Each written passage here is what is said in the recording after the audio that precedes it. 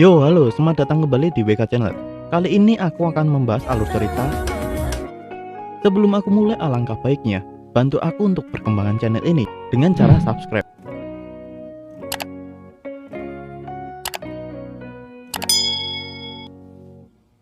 Oke, sudah, terima kasih banyak. Sebuah ledakan dahsyat mengoyak keheningan, mengguncang hutan, dan memicu keterkejutan massal. Bon yang sedang menikmati minumannya langsung tersiram, sementara Gugu berseru panik, "Fuzi, apaan itu?"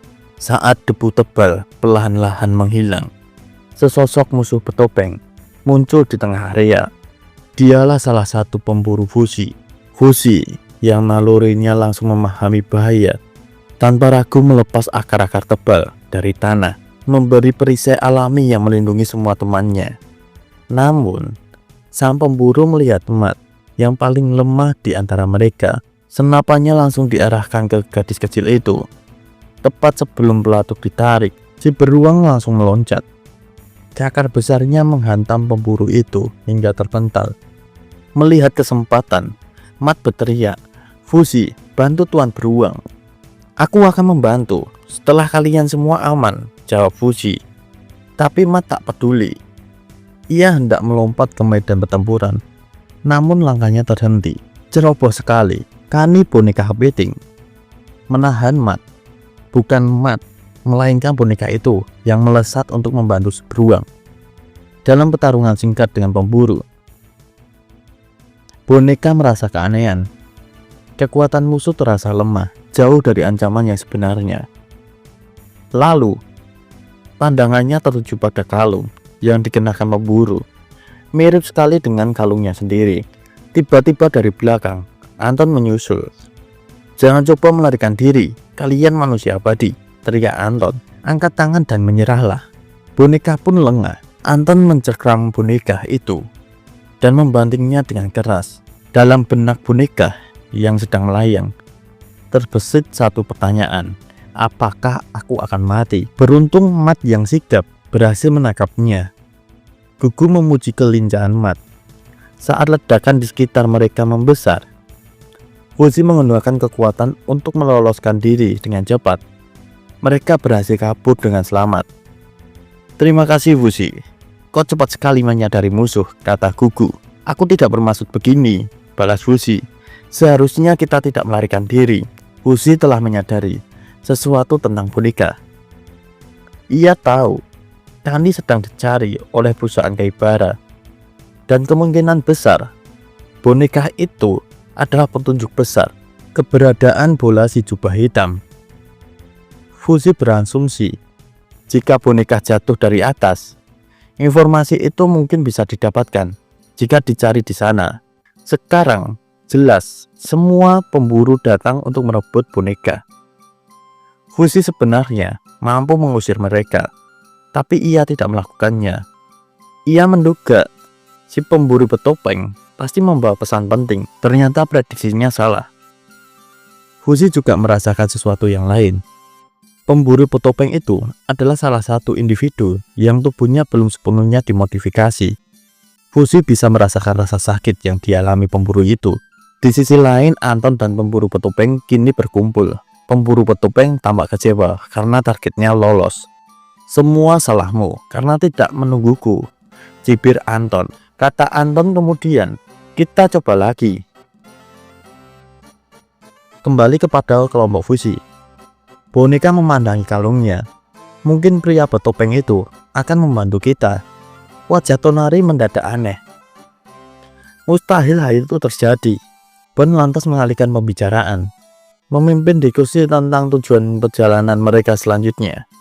Kani memberi ide, bagaimana jika kita pergi ke tempat aku pertama kali terbangun. Fuzi setuju, mereka harus menuju ke atas, ke tempat asal boneka, untuk mendapatkan informasi lebih lanjut. Tempat itu adalah kota pohon, kota yang tersembunyi di dalam pohon besar. Tempat boneka berasal. Sebelum masuk ada pos pemeriksaan keamanan. Mat mengusulkan penyamaran, namun rencana itu pasti gagal. Pos keamanan akan mengecek chip mereka dan Fuji tidak bisa meniru chip itu. Boneka memiliki ide yang lebih baik, menyelinap dari dalam kereta. Gugu dan Hiro sudah pernah mencobanya, dan itu berakhir dengan upaya pembunuhan. Mesar yang membenci rencana berbahaya mengajukan ide ekstrim. Biarkan Fuji membunuh kita dan hidup kembali setelah kita masuk. Mat menolak mati lagi, dan Fuji menolak ide gila itu. Aku akan berpikir sebentar, percayakan ini kepadaku, kata Fuji. Akhirnya tiba di gerbang. Papan besar bertulisan, dilarang masuk, harap ikuti instruksi petugas. Truk besar yang mereka tumpangi dihentikan. Fuji berubah wujud, memulai sandiwara hebat. Oh, ayolah, benda itu harusnya dirusak. Itu hak orang tanpa bintang. Fuji menunjuk ke sebuah objek. Petugas dengan wajah yang kelemar-kelemar menjawab, ayo keluar, periksa atau aku usir. Fuji lantas menunjukkan lengannya yang terluka. Lihat ini, chipku sudah dicuri. Petugas itu masih ragu. Fuji lantas mengubah taktik. Ia membisikkan sesuatu pada petugas. Kau lihat, aku sudah mengalami hal yang sangat mengerikan. Rahasia ini hanya untuk kita berdua. Aku akan memberimu salah satunya. Fuji meminta petugas tidak berteriak, lalu menunjuk ke arah teman-temannya. Dengan wajah serius, ia berkata, ya munyuk-munyuk itu yang mengambil chip dari lenganku. Kau pasti terbayang susahnya menangkap mereka. Sandiwara Fuji berhasil. Petugas itu terpancing dan meminta Fuji memberikan salah satunya. salah satu munyuk itu sebagai hadiah ulang tahun anaknya yang ke-8 tahun. Sebagai imbalannya, ia akan membantu Fuji masuk. Petugas meminta emat, namun Fuji berbohong. Yang kecil itu sangat bahaya. Petugas meminta saran Fuji, dan Fuji menunjuk Mesar. Dia selalu bau alkohol, tubuhnya selalu berantakan. Petugas setuju. Ia mengambil Mesar dan berjanji akan membantu Fuji masuk.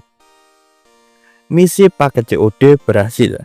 Fuji dengan mudah melewati gerbang keamanan menuju kota modern ini.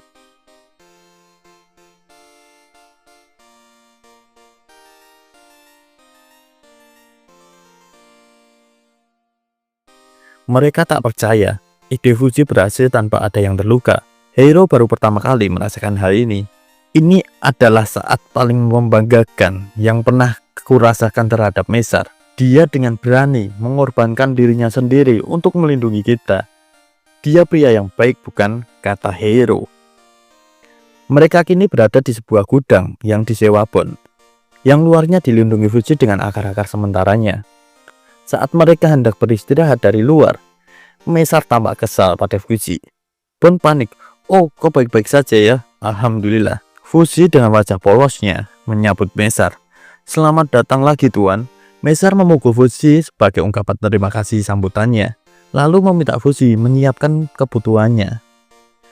Kani melihat boneka, tidak bisa tidur. Ada yang mengganjal. Kemungkinan pria bertopeng itu membantu mereka, dan kalung pemburu yang sama persis dengan miliknya. Padahal ia benar-benar tidak ingat apa-apa. Kani mengajak boneka untuk memikirkannya besok aja. Saat boneka mencoba tidur, ia baru menyadari bahwa dalam tubuhnya ada saklar on dan off ketika dimatikan. Ia tidak akan sadar